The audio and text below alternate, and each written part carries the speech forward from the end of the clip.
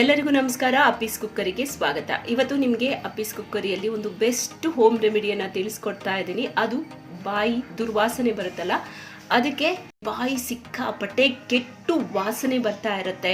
Doctor ಹತ್ರ ಹೋಗ್ತಾರೆ, ಸರಿ ಹೋಗೋದಿಲ್ಲ. ಮತ್ತೆ ಡೆಂಟಲ್ ಡಾಕ್ಟರ್ ಹತ್ರ ನಮ್ಮ ಹಲ್ಲಲ್ಲಿ ಏನಾದರೂ ಸಮಸ್ಯೆ ಇರ್ಬೋದು ಅಂತ ಹೇಳಿ ಡೆಂಟಲ್ ಡಾಕ್ಟರ್ ಹತ್ರ ಹೋಗ್ತಾರೆ.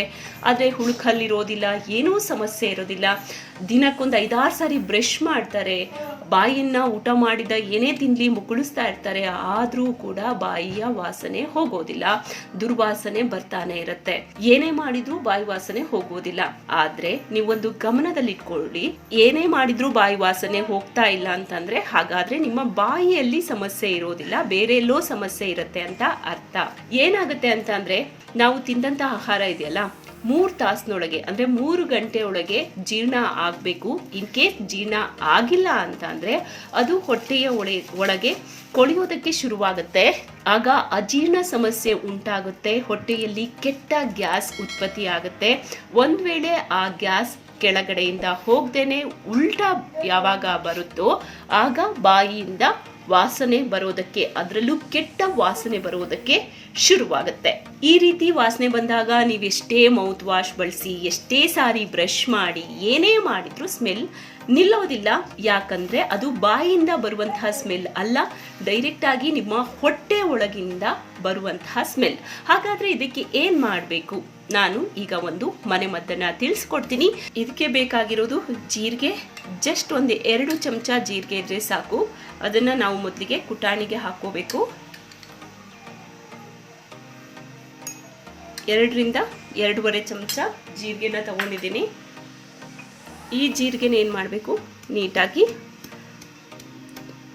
ಪುಡಿ ಮಾಡ್ಕೋಬೇಕು. ತುಂಬ ಏನಲ್ಲ, ಸ್ವಲ್ಪ ಅಂದರೆ ನಾವು ನೀರಿಗೆ ಹಾಕಿದಾಗ ಅದರಲ್ಲಿರುವಂಥದ್ದೆಲ್ಲ ನೀರಿಗೆ ಬಿಡಬೇಕು. ಅದಕ್ಕೋಸ್ಕರ ಸ್ವಲ್ಪ ಮೇಲ್ಮೇಲಕ್ಕೆ ನಾನು ಈ ರೀತಿಯಾಗಿ ಇದನ್ನು ಜಜ್ಕೋತೀನಿ. ಈ ಪಾತ್ರೆಗೆ ನಾನು ಜೀರಿಗೆನ ಹಾಕೋತಾ ಇದ್ದೀನಿ. ನಂತರ ನೀರು ಹಾಕೋತಾ ಇದ್ದೀನಿ. ಈ ಗ್ಲಾಸಲ್ಲಿ ನಾನು 2 ಗ್ಲಾಸಷ್ಟು ನೀರು ಹಾಕೋತೀನಿ.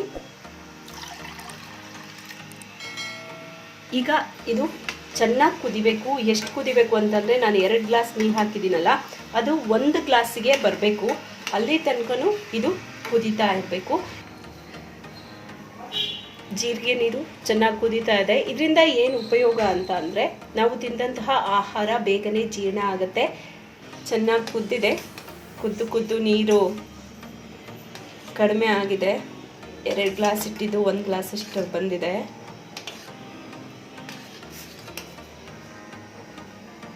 ನಾನಿವಾಗ ಆಫ್ ಮಾಡ್ತಾ ಇದ್ದೀನಿ. ಸ್ವಲ್ಪ ಜಸ್ಟ್ 5 to 10 ಮಿನಿಟ್ಸ್ ಆರಿ ಆದಮೇಲೆ ನಾನು ಇದನ್ನು ಗ್ಲಾಸಿಗೆ ಶಿಫ್ಟ್ ಮಾಡ್ಕೋತೀನಿ.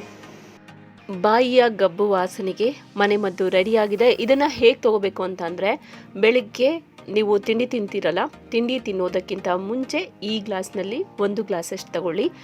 ನೆಕ್ಸ್ಟು ರಾತ್ರಿ ಊಟ ಮಾಡ್ತೀರಲ್ಲ, ರಾತ್ರಿ ಊಟ ಮಾಡೋಕ್ಕಿಂತ ಮುಂಚೆ ಇದನ್ನು ಕುಡೀರಿ. ಪಕ್ಕ ನಿಮಗೆ ಬಾಯಿಯ ವಾಸನೆ ದುರ್ವಾಸನೆ ಕಡಿಮೆ ಆಗುತ್ತೆ.